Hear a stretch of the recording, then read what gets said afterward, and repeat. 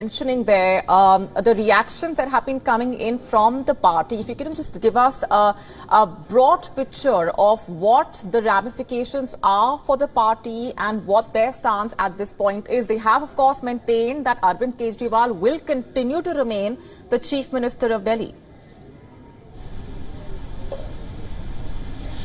Yeah, Molly, their stand also remains the same at the moment.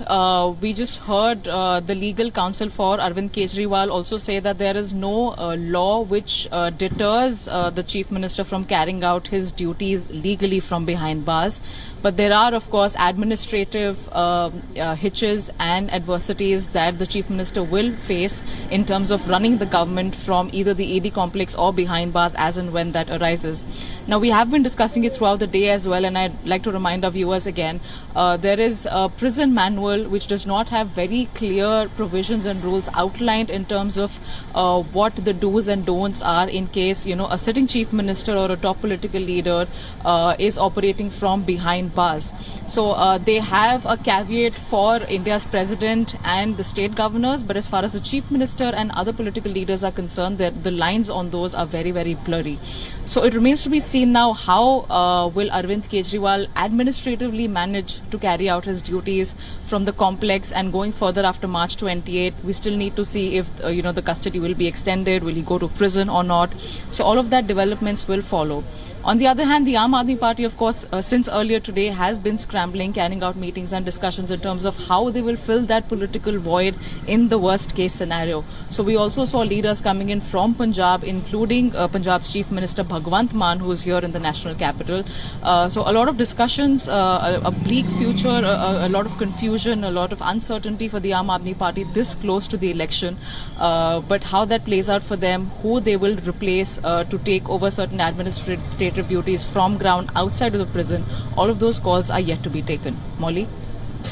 Right, we're leaving it there for the moment. Dharamjo, thanks very much for getting us those updates.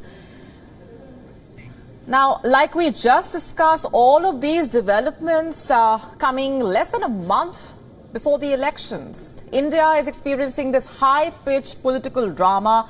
A sitting chief minister has been arrested. That too, the chief minister of the Indian national capital.